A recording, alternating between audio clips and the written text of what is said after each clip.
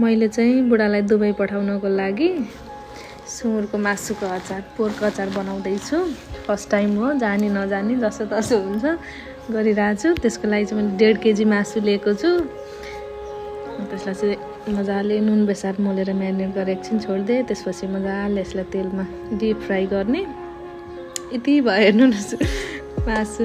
त्यसपछि मजाले मरमसला पकाउने तेलमा मजाले मसलाले तेल छोडिसकेपछि भुट्ने मजाले यो भुटिसकेपछि चाहिँ त्यसमा मैले अब यो फ्राई गरेको मासु राख्छु।